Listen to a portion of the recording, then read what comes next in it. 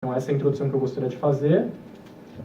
E agora, eu espero que eu tenha sido claro, mas se eu não fui, por favor, perguntem. A Melanie Klein, ela acaba tendo uma visão mais de estados da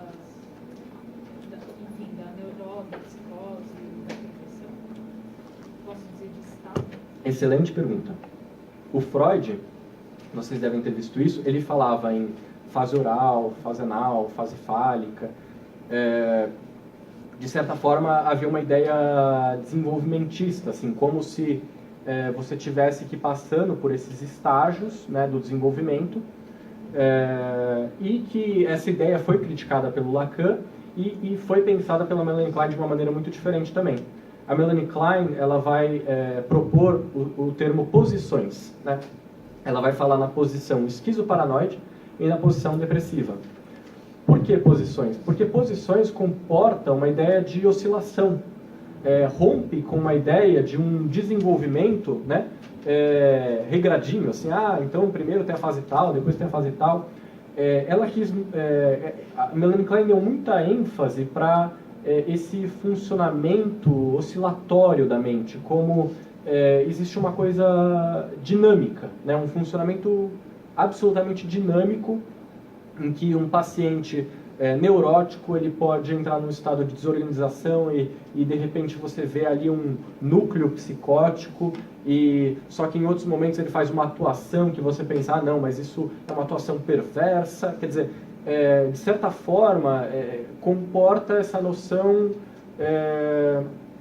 de que não é uma coisa tão cimentada, né? Que é diferente dessa ideia de estrutura, né? A estrutura é muito mais enrijecida, né? E isso não é uma crítica ao Lacan, isso é uma outra epistemologia aí que influenciou a leitura dele. Mas isso responde a sua questão? Ninguém em pesquisa fez uma leitura completa e parcial para fazer uma proposta da obra de Freud inteira. Pergunta muito interessante também. Esse é um grande desafio, porque, quer dizer, a gente perdeu o Freud, né? O Freud em si, a gente não tem acesso. A gente sempre interpreta o autor, né? E essa interpretação, a gente tem um óculos, né, através do qual a gente lê o autor, né? Então, é diferente quando um autor francês está falando do Freud e quando um autor inglês está falando do Freud. A gente percebe isso, né? O Freud da Melanie Klein é um, o Freud do Lacan é outro. Mas por recortes da obra é diferente. Por recortes da obra, mas mesmo quando eles leem o mesmo texto, né, você vê diferenças, né? Quer dizer, mas isso mostra a complexidade do autor. Quer dizer, a gente pode sempre retornar a esse autor e ter novas ideias. Agora, é impossível um trabalho imparcial, assim, né? Agora, o que o Renato tenta fazer, e que eu acho incrível, é um trabalho mais como historiador da psicanálise, tentando mostrar esse movimento da obra do Freud, né? Ele fez o doutorado dele, a trama dos conceitos, em que ele tenta fazer uma exposição da trama dos conceitos, quer dizer, como esses conceitos foram sendo construídos ao longo do tempo. E no Tronco e os Ramos, ele vai trazer essa tese dele, muito interessante, desses momentos da obra do Freud, como as escolas, depois, né, da morte do Freud, foram nascendo a partir de ênfases em certos momentos da obra do Freud. Agora, é muito difícil, porque é uma obra muito complexa, muito longa, né? Então, o que acontece geralmente é o seguinte: você na sua clínica se vê, tem uma afinidade maior com uma intervenção lacaniana, com uma intervenção kleiniana, com uma intervenção winnicottiana, e de repente a teoria, quando você lê o Freud, tem um certo sentido.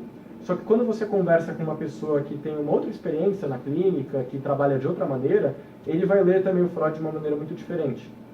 Depende do foco que você dê na sua clínica. Eu acho que a clínica influencia muito. Quer dizer, teve um evento agora na USP sobre Melanie Klein, psicanálise contemporânea, e os autores estavam falando como o Freud tem esse conceito da pulsão de morte, e o Winnicott, né, que é um autor inglês, um psicanalista inglês, ele discorda do uso desse conceito, da existência desse conceito. Ele acha que esse conceito não ajuda muito ele a pensar a clínica dele. E daí o Alfredo Nafá, que é também um professor aqui da pós-graduação, um winnicottiano, estava falando, olha, quem acredita em pulsão de morte trabalha de tal maneira com os pacientes psicóticos. Nós, winnicottianos, que não trabalhamos com a pulsão de morte, a gente trabalha de outra maneira. Quer dizer, esse tipo de divergência na teoria vai levar a maneiras diferentes de pensar a própria clínica, né? E que eu acho que pode ser interessante assim, a existência dessas diferenças, em vez de tentar unificar e propor alguma coisa só. É interessante também que os autores tenham posicionamentos diferentes. Mas houve uma era das escolas, né, que havia freudianos, kleinianos, o grupo independente, eles brigavam lá na IPA para ver quem que ia dominar a IPA, etc. Tinha toda uma briga política. E a partir dos anos 60, os anos 70, né, surgiu a ideia de uma psicanálise contemporânea que pudesse superar essa era das escolas. E hoje a gente vê muitos autores, e a Elisa e o Luiz Cláudio são defensores desse posicionamento dentro da psicanálise, que a gente tem que circular pelas teorias, né? E eu também, no meu mestrado, eu estou trabalhando dentro dessa noção, porque apesar de eu estar trabalhando com a leitura kleiniana, né, eu quero entender o pensamento lacaniano. Quer dizer, eu não sou obrigado a trabalhar como os lacanianos trabalham, ou ter exatamente as mesmas ideias que eles têm. Mas o que aconteceu por muitos anos é que os lacanianos só liam Lacan, e os kleinianos só liam Melanie Klein, e os grupos se fecharam, né? E eu acho muito interessante que a gente possa circular, né, e conhecer e se posicionar em algum momento, mas às vezes até usar elementos de diferentes autores, por que não? Desde que isso tenha um sentido ali na teoria e não seja uma coisa muito descabida, assim, né?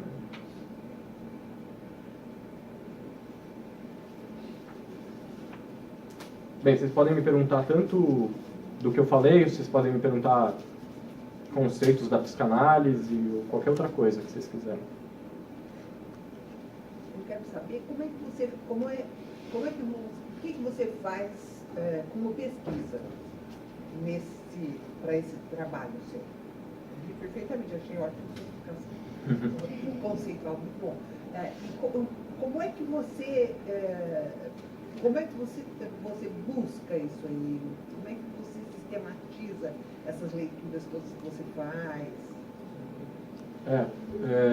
Realmente, também é um ponto muito importante esse, porque, né, as nossas leituras, elas são atravessadas por algum referencial. E eu também me pauto muito aqui pelo professor Renato Mesan nesse ponto. Existe um livro que se eu não me engano, é da década de 80, se eu não me engano. Mitchell e Greenberg, eles vão falar da teoria das relações de objeto. E nesse livro eles vão propor dois modelos, né? Um modelo pulsional, um modelo da teoria das relações de objeto, porque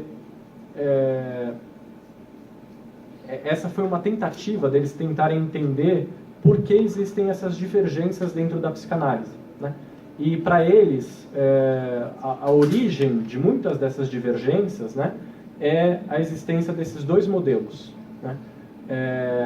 Então, eu poderia até tentar explicar brevemente o que é o modelo pulsional, o modelo da teoria das relações de objeto, mas a ideia é qual? Que a partir de um determinado modelo, né, esses autores foram construindo noções de inconsciente, da psicopatologia, da teoria terapêutica, e que meu papel, de certa forma, como pesquisador, né, trabalhando do ponto de vista conceitual, é ver como tudo isso se articula e forma uma rede, assim, né? De certa forma, eu tenho que apresentar uma argumentação bastante coerente, né? Porque é uma dissertação, né? Assim como no doutorado existe um rigor muito grande, para eu pegar os textos do Freud e apresentar, a partir dos textos do Freud, como ele foi construindo a noção de inconsciente, a noção de pulsão, etc., né? E como que a partir dessas diferentes a partir desses diferentes modelos, seja o modelo pulsional, seja o modelo das relações de objeto, a partir de diferentes ênfases dos momentos da obra do Freud, como esses autores foram construindo as suas teorias e como isso se liga, como isso se conecta, né? E eu tento apresentar isso, né, na minha pesquisa, como quer dizer, a minha originalidade, no caso, e é difícil você ser original quando você está numa pesquisa conceitual, né? Isso fica muito mais difícil, porque quando você está na clínica, né, como eu falei, você pode propor novos conceitos, né? Mas, no caso, o que eu estou propondo, acima de tudo, é uma maneira de sistematizar a psicanálise, né? E a partir da obra do Renato Mezan, principalmente. E daí, qual que é a minha ideia? Minha ideia é que a obra do Freud, ela trabalha predominantemente com representações, né? E o que acontece, então? Acontece que, na clínica contemporânea, os psicanalistas esbarram em pacientes em que surge a temática do irrepresentável, daquilo que escapa ao processo simbólico, ao processo da representação. Isso exige reformulações na metapsicologia que os psicanalistas contemporâneos se ocupam, né? Mas o que eu comecei a pensar? Bem, talvez tanto Lacan quanto a Melanie Klein também tentaram dar uma resposta, uma solução para esse problema. Quer dizer, como é que a gente vai pensar, né, essa questão do irrepresentável? E eu entendo que a posição esquizoparanoide, por exemplo, no caso da Melanie Klein, e as coisas que o Bion também escreveu sobre a teoria do pensamento, etc., né, de um pensamento anterior ao pensar, né, tem toda uma complexidade, e o Lacan com a ideia do RSI, né, real, simbólico, imaginário, que o Lacan ele vai falar o seguinte, que toda vez que eu falo uma coisa eu percebo o terreno espinhoso que eu acabo de entrar. O que acontece? É uma discussão se a linguagem inaugura o sujeito, né, ou se existe um sujeito possível anterior à linguagem, né? Essa é uma discussão na psicanálise extremamente complexa e rica, mas que o Lacan ele deu muita ênfase à linguagem, né? Então, para o Lacan, ele até tem essa frase famosa, o inconsciente estruturado como uma linguagem. Então, para ele, existe uma primazia do significante, da palavra, né, da representação, digamos, e existe aquilo que vai escapar do simbólico, né, da palavra, do significante, que ele vai chamar de real. Mas veja, o real não antecede o simbólico, ele é criado pelo simbólico, né? Então a palavra surge, né, e na medida que ela surge, alguma coisa escapa a ela. É diferente, então, da Melanie Klein, quando ela está pensando na posição esquizoparanoide e nesse funcionamento de descarga, nesse funcionamento de evacuação, as identificações projetivas e as cisões, né, nos quais é até plausível a ideia de um bebê que faz operações psíquicas que anteriores ao próprio uso da linguagem, né? Então, eu vou tentar pensar também na minha teoria, nessa minha dissertação, como essas teorias vão tentar endereçar esse problema, né? Porque esse aqui é o meu ponto. A teoria do Freud não responde a tudo também, né?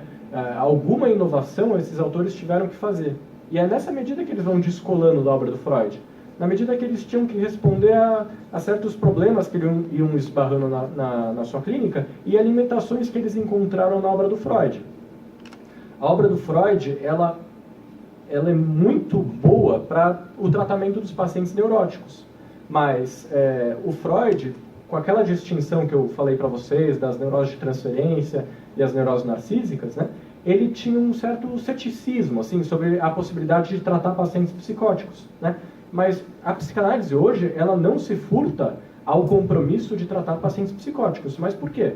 Porque mudanças na teoria foram feitas, né, que possibilitam essa intervenção. Né? Então, a teoria kleiniana, tratando as crianças e casos graves, a teoria lacaniana, com as mudanças que o Lacan fez, né, elas deram abertura para a possibilidade de tratar outros pacientes, além dos quais o Freud se propôs a tratar.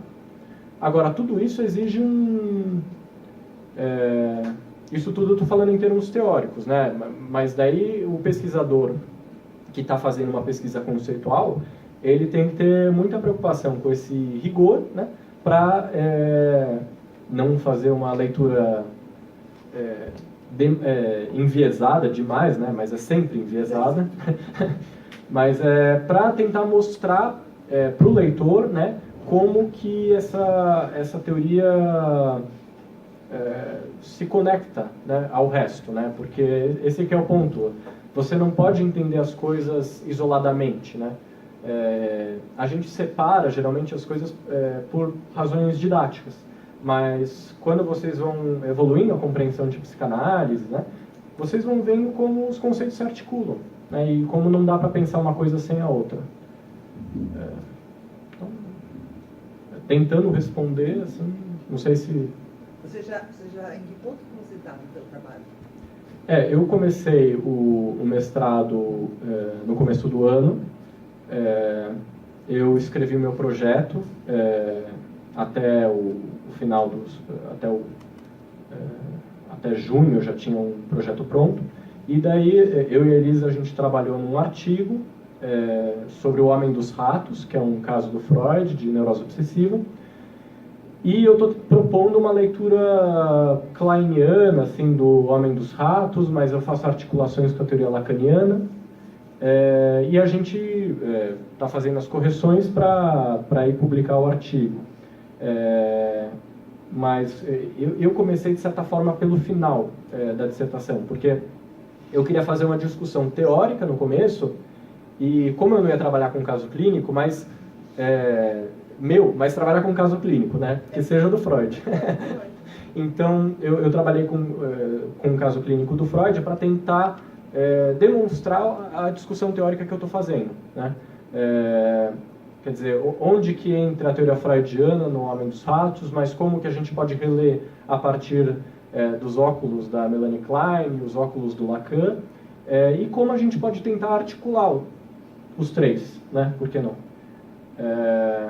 Então, eu estou mais ou menos nesse momento, e daí, terminando esse artigo, daí a gente vai descrever o inconsciente freudiano, lacaniano e kleiniano. Vai ser a próxima etapa.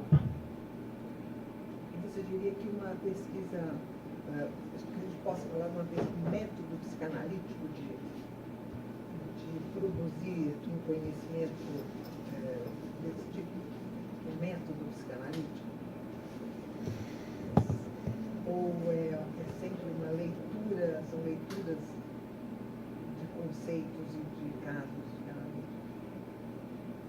Estou pensando.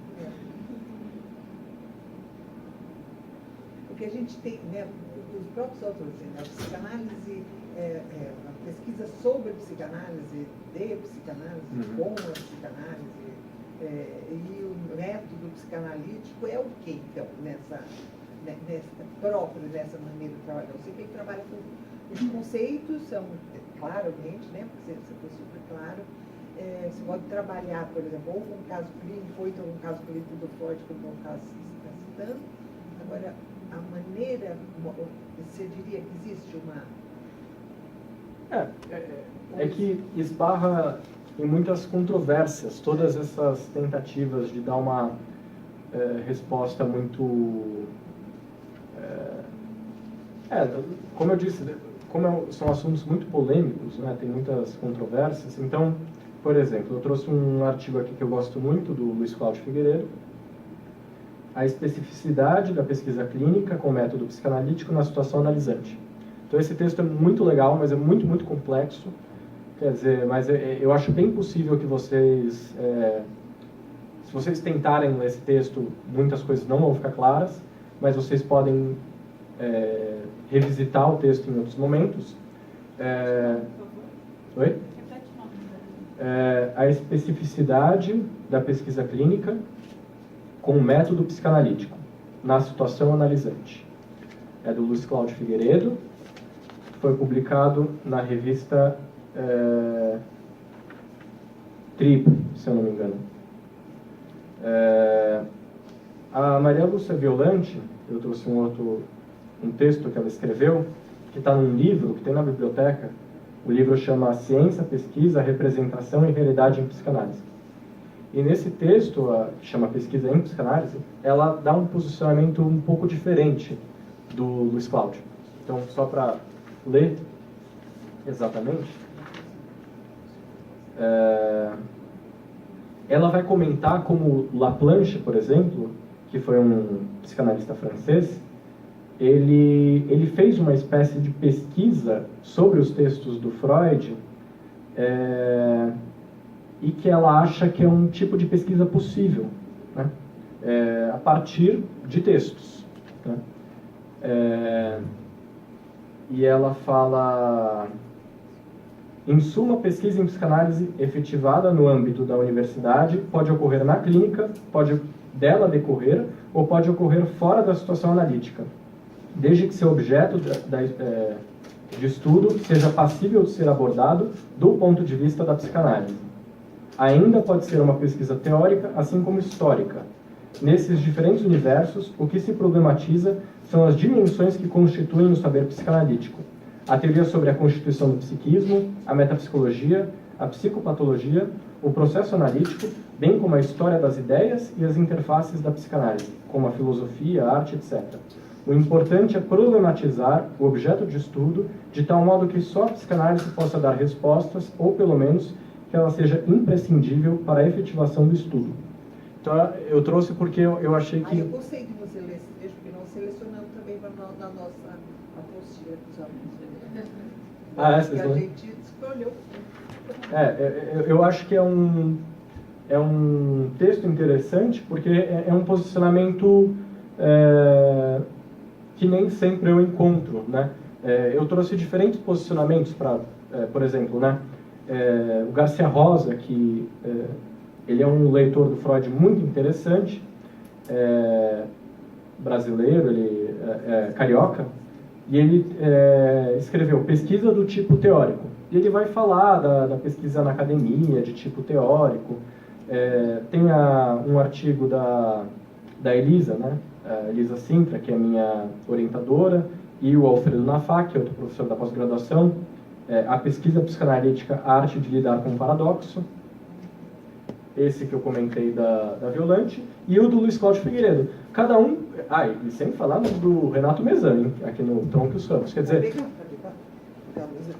Pode. E essa ela vai querer ver se qual? Pode. O Renato Mezzani, a gente cita o do Luiz Cláudio, de que ano que é?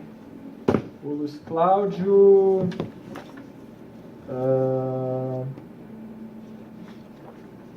Peraí. Não, tudo bem também. 2012. 2012, TRI, volume 11, número 1 e 2. Eu posso deixar com vocês para... Tenho aqui vários. Estava preparado para qualquer pergunta que vocês fizessem. Eu sou precavido. Inclusive, eu pensei, como eu vou falar, me perguntem de conceitos, eu trouxe um vocabulário de psicanálise. Eu venho precavido. Mas eu quis mostrar, basicamente... Esse é bacana. Esses são os três vinculados à epistemologia. que é? Eu faço o que você quiser. E... o que mais, pessoal? Não fiquem tímidos. Sabe uma coisa que eu queria te perguntar? A gente, às vezes, lê lá, até discutindo com o Paulo José Carvalho, sabe, que não está fora, mas ele é da equipe de modelos, Sim. né? E ele, uma coisa que ele dizia era que a teoria freudiana não está em questionamento, porque, na verdade, o caso em que se estuda na clínica ou uma coisa assim, ele vai se adequando à leitura que eu faço dele, precisa da leitura psicanalítica para se constituir. E dessa forma, não é que um alimenta o outro, mas ele de fato não está posto à prova, sabe? Então, quando você diz assim, na clínica a gente pode ter novos conceitos, eu fico um pouco só na dúvida em relação a isso, sabe? Porque eu acho que, mesmo que a Melanie Klein, a base da teoria freudiana não está questionada, né? Eu concordo parcialmente, mas, novamente, esse é a pessoa que vocês chamarem aqui vai dar um posicionamento diferente de cada uma dessas perguntas que são mais complexas. Agora, para citar uma divergência, né? Para começar, eu fui aluno do Paulo e eu adoro ele, professor incrível, e eu fiquei feliz e chateado quando ele foi para a Alemanha, porque... Eu também acho. Eu fiquei feliz porque eu imagino que é o que ele queria, mas por outro lado ele é uma pessoa tão incrível. Agora, o Paulo, ele tem uma orientação mais lacaniana, e uma coisa que de divergência, né,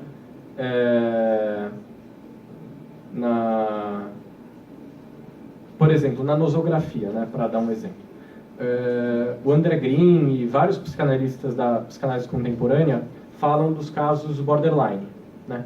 E para os lacanianos não existe paciente borderline, né? Eles acham que a nosografia freudiana, né, tal como trabalhada pelo Lacan, neurose, psicose e perversão, responde também aos problemas da clínica contemporânea. Eu não acho que falar, por exemplo, da existência de pacientes borderline é questionar Freud ou é diminuir a contribuição de Freud. Mas eu acho que é difícil tudo estar no Freud já, né? Geralmente a gente encontra de maneira incipiente muitos pontos já trabalhados por Freud a um dos seus textos. Mas eu acho que em certo momento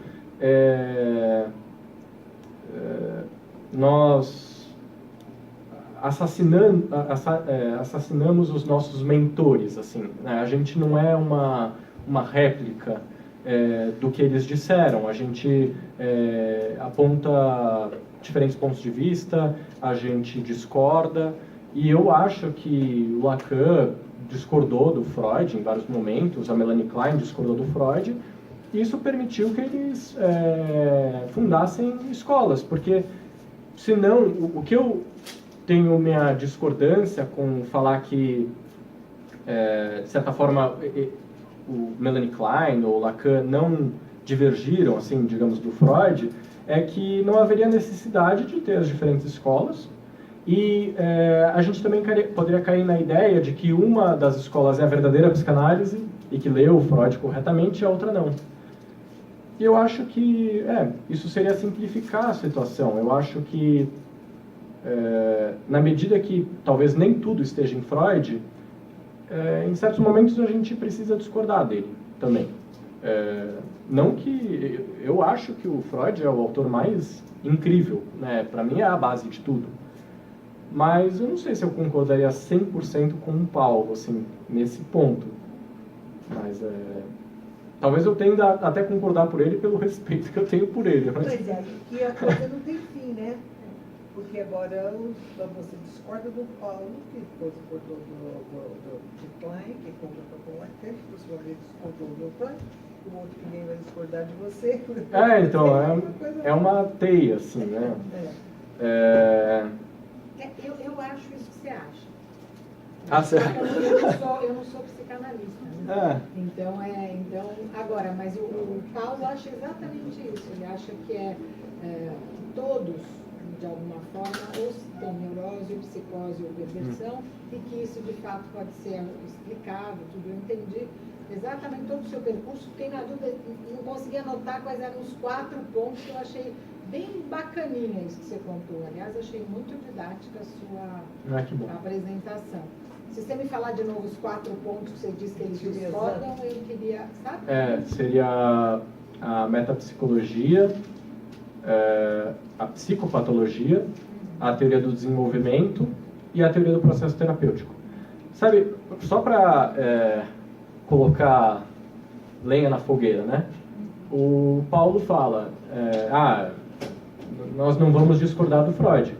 Só que se a gente pega, né, como os lacanianos trabalham, é muito diferente de como o Freud trabalhava.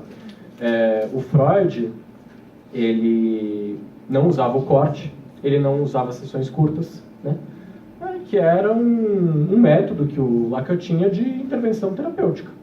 Agora, eu não acho que o Lacan tinha essa intervenção por loucura dele. É porque ele desenvolveu uma teoria, né, que respaldou esse tipo de clínica que ele foi construindo, né? Quer dizer, existe toda uma discussão, por exemplo, sobre o uso da contratransferência, né? Novamente, né, explicar as coisas e depois me arrepender de ter falado.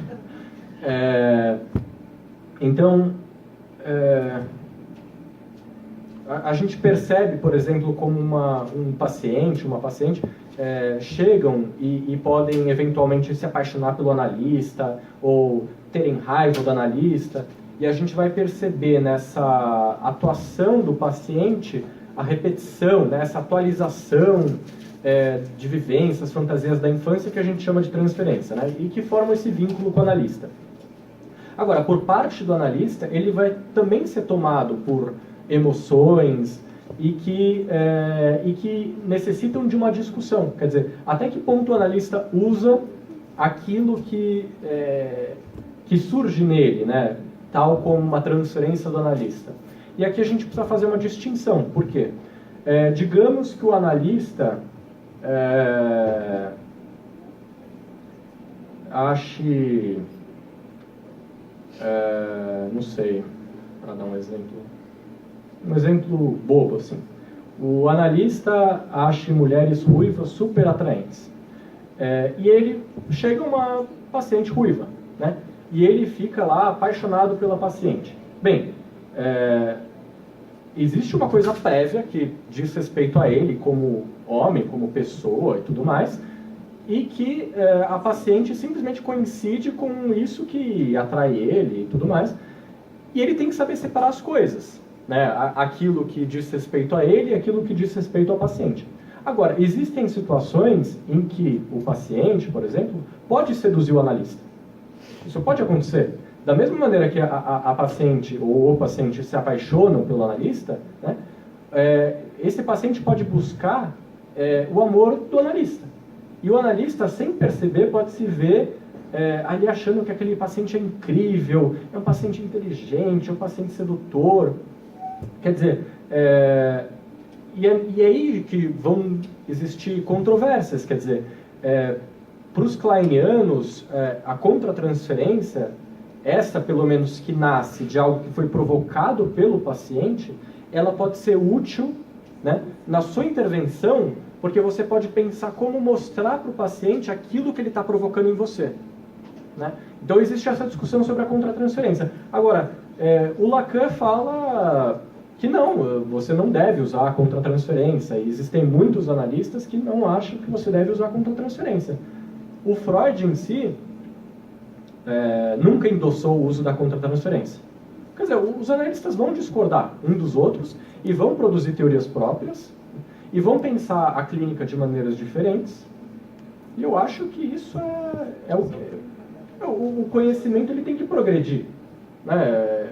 Eu acho que a disciplina, a psicanálise, ela busca avançar. E nesse sentido, alguma coisa tem que se acumular, né? Existe um acúmulo de conhecimento, eu creio, pelo menos. E se a gente acha que a gente não discorda, sei lá, do Freud, como que a gente vai pensar em um acúmulo de conhecimento? Também é uma coisa complicada. Para mim, toda vez que um psicanalista escreve sobre a sua clínica e fala sobre as suas dificuldades, eu acho que alguma coisa está se acrescentando.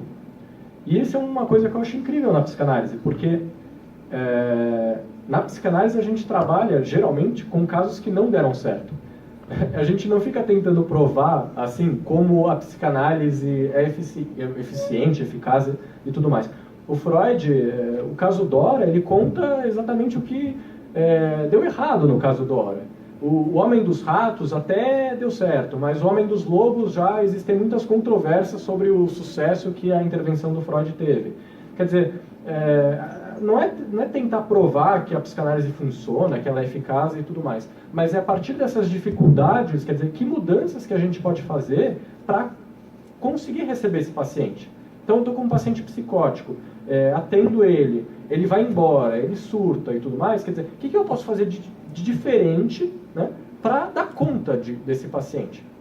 O Ferenczi é um analista muito original, contemporâneo do Freud, que o Freud admirava profundamente, e o Ferenczi ele fala uma coisa que eu acho incrível, que ele fala assim: eu tenho uma convicção profunda na técnica terapêutica, e é por isso que quando um caso não está indo bem, eu acho que é alguma coisa que eu estou fazendo de errado. Quer dizer, o que eu posso fazer de diferente, né, para que esse caso dê certo?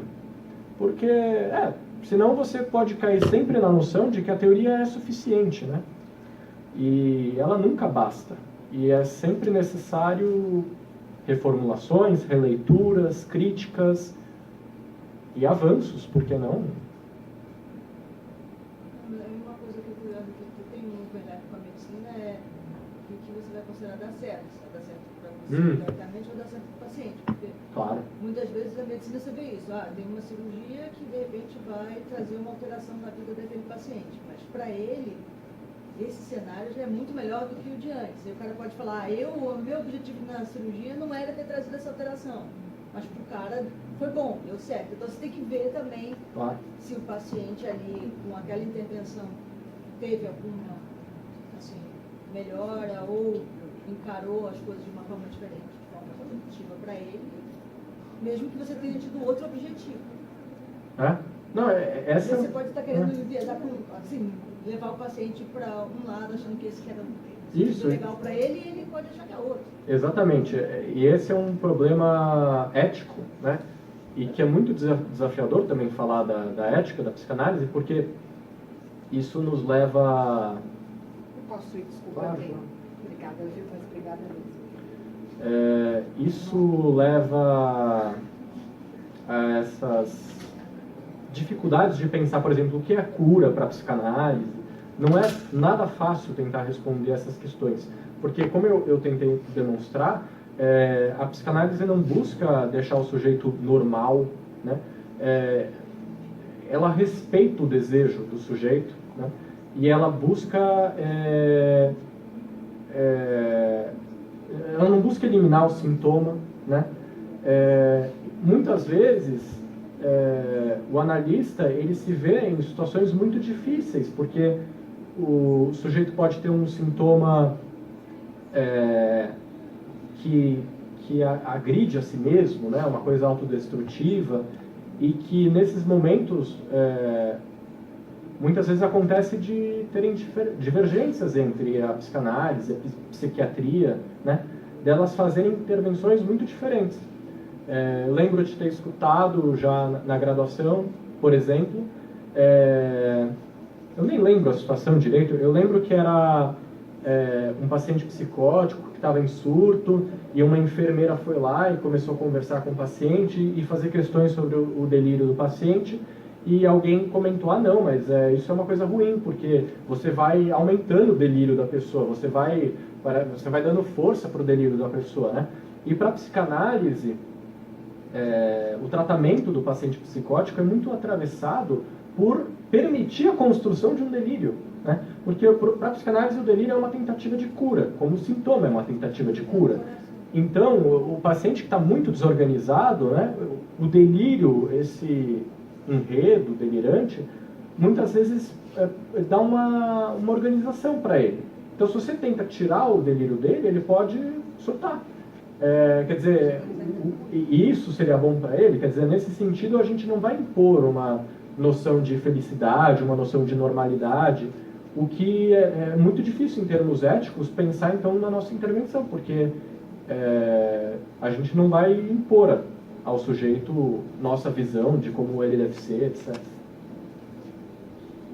Eu queria entender melhor a ideia do senhor da não permanência do sintoma, quer dizer, da permanência do sintoma, né? E não direcionamento da análise para que desapareça e tal. E ao mesmo tempo, tentando associar isso com uma estrutura neurótica, né? Em que a demanda não é o real desejo, né? Eu não entendo como, sem tirar o sintoma, o real desejo possa emergir e aí sim o negócio andar.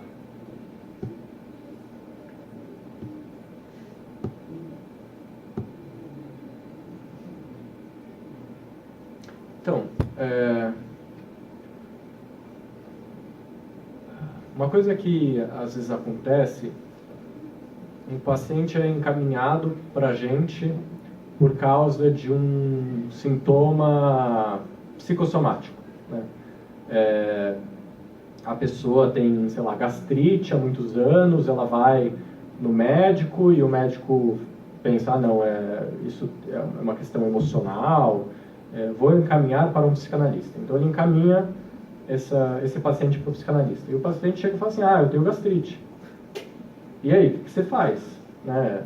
Não, isso é o seu inconsciente, fale da sua mãe, sabe? Isso tudo vira um clichê quando você está com um paciente que não fala aquilo que você espere, que produz o processo. É muito difícil, em muitos casos, fazer esse processo andar, né? Porque a gente acha que o paciente vai chegar, deitar no divã e começar a associar livremente, a gente vai entrar na intenção flutuante e vai chegar no complexo de Édipo, mas na prática não é assim. Quer dizer, na prática o paciente chega e fala, eu tenho uma gastrite, trabalho bastante, e fica numa coisa difícil, muitas vezes, de pensar, e aí, como eu faço uma intervenção? Agora, qual que é a ideia? Que um processo, talvez, analítico realmente comece quando a pessoa pergunta, puxa, mas o que será que esse sintoma tem a ver comigo? Né? Por que será que é uma gastrite? Né? Por que será que não é outra coisa? Por que será que acontece quando, sei lá, tal coisa acontece? Sabe? A pessoa começa a se questionar. Né? Para dar um exemplo relativamente frequente, eu dei do sintoma psicossomático, porque é muito difícil para as pessoas com esses sintomas, né, corporais associarem com qualquer coisa ligada à vida emocional. Elas tomam aquele sofrimento como uma coisa física, quer dizer. Agora, quando a pessoa começa a problematizar, né, o que será que isso pode significar, e ela começa a falar, alguma coisa do processo começa a acontecer. Só que, o que o psicanalista está pensando? Bem, se esse sintoma tem a ver com alguma coisa da história desse sujeito, tem alguma coisa a ver com o inconsciente, com o desejo, né, o que eu vou fazer? Eu vou arrancar isso do sujeito? Evidentemente que não. Quer dizer, por isso que eu digo que existe uma coerência entre a teoria e a técnica, porque a ideia seria, bem, como que a gente pode ajudar esse sujeito a entender o seu sintoma, talvez, ou às vezes até como alguma coisa não pode ser entendida, às vezes isso também faz parte de um processo, quer dizer, algumas coisas escapam ao sentido, algumas coisas a gente não consegue dar sentido para elas, alguns eventos traumáticos, sabe, a gente não consegue nem enxertar sentido naquilo, às vezes aquilo fica como uma coisa sem sentido mesmo. E o analista é uma posição muito difícil nesse sentido, porque a gente está sempre preocupado com essa coisa de não impor a ele qual que deve ser o seu desejo, como ele deve ser, feliz, normal, etc. Né? Parte sempre da demanda dele. Agora, como você falou, né, tem uma diferença entre aquilo que está manifesto e aquilo que está latente. Agora, o sintoma sempre diz algo a respeito do que está latente e do que está inconsciente, assim como o sonho. Então, a questão é você conseguir sair do discurso manifesto, sair do discurso do sonho manifesto para entrar no discurso latente, para tentar entender o que desse inconsciente está se expressando aí. Esse questionamento. O paciente ele vai próprio, talvez, através das suas associações, pensando o que aquele sintoma dele pode significar.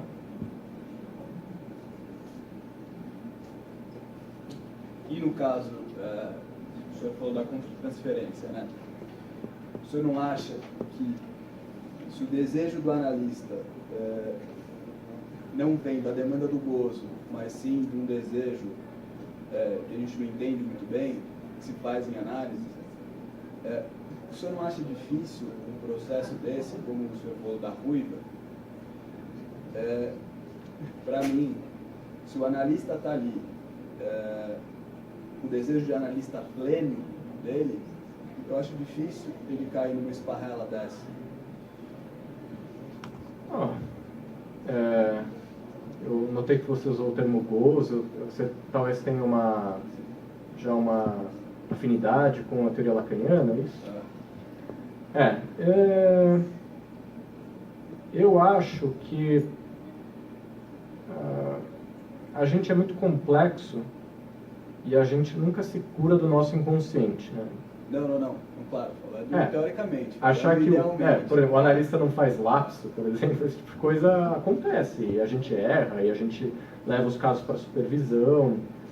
Um analista teórico, assim, né, como ele deve ser na teoria, é uma coisa, outra coisa é o que a gente faz na prática. E eu acho que, sobre a sua questão, eu dei um exemplo bobo aí da Rúvia, porque não consegui pensar em nada muito mais inteligente do que isso. Mas, só para mostrar que, sim, a gente pode cair em ciladas, por exemplo, de ter algum preconceito em relação ao que o paciente está falando. Isso acontece, né? A gente ser atravessado por algum discurso nosso, né? E que não é aquilo que o paciente está falando. A gente pode cair nessas ciladas. Agora, por isso que a gente faz análise pessoal e tudo mais, para, mesmo isso existindo e acontecendo, a gente conseguir separar as coisas. Sabe? Porque esse que é o ponto. Esse analista que gosta de mulheres ruivas, né, ele não vai deixar de gostar de mulheres ruivas. E ele pode até achar a paciente dele atraente. Mas é importante que ele saiba o que a paciente dele está causando nele, de fato, né, e o que é uma coisa, um conteúdo dele. É essa diferenciação que ele precisa ter claramente. E essa diferenciação entre a demanda, entre o desejo do analista e a demanda advinda do desejo pelo gozo. Né? Não é ali que ele vai colocar em ato essa demanda, né? Ali ele vai colocar o desejo de analista. E aí eu falo assim, eu acho que até um pouco mais maneira ortodoxa, talvez seja essa uma das grandes questões de manter a contratransferência fora do contexto analítico. Né? Mas sempre pensando, claro, nesse tripé muito importante, né? Análise pessoal, epistemologia e supervisão.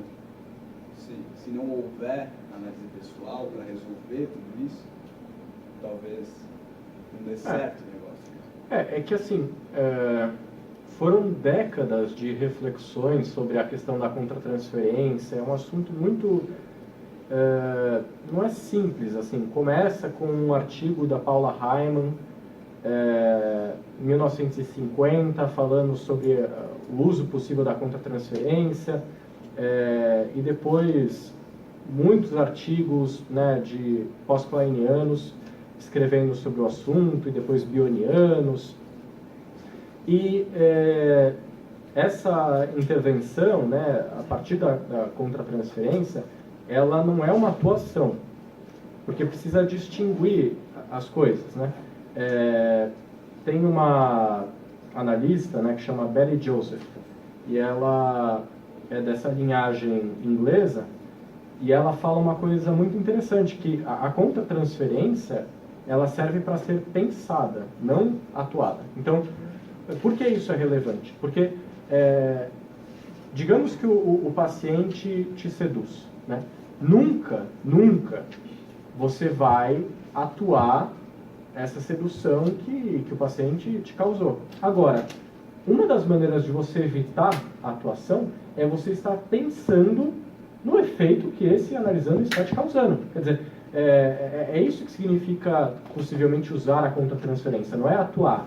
Quer dizer, o analista pensando no efeito que o paciente está causando nele, né, para pensar como que ele pode, talvez, interpretar isso. Agora, onde que entra o seu... Pode ser interessante seu questionamento, né? Para os lacanianos, e é aí que eu falei essas divergências nos conceitos fundamentais, para o Lacan, você não interpreta a transferência, você interpreta na transferência, você interpreta sobre transferência. Então, significa que você não fala propriamente, digamos, do vínculo, você fala dos conteúdos que vão emergindo ali a partir do que a análise vai transcorrendo. Na escola inglesa, existem situações em que você faz interpretações da transferência ou da contratransferência, né? Então, são diferentes, assim, mas nem por isso eu acho que uma é melhor ou pior que a outra.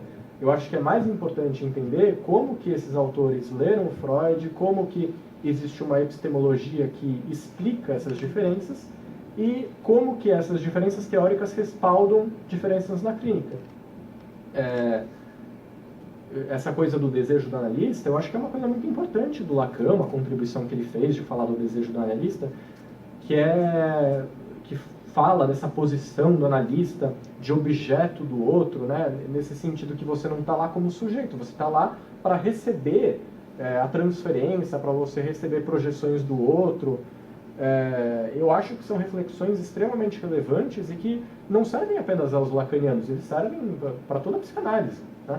Agora, eu também acho que existem contribuições que a Melanie Klein fez, ou que o Bion fez, ou que o Winnicott fez, e que poderiam servir para toda a psicanálise. Nesse sentido que eu acho que as ortodoxias são perigosas. Eu prefiro... Muito bom. Muito legal. Obrigado.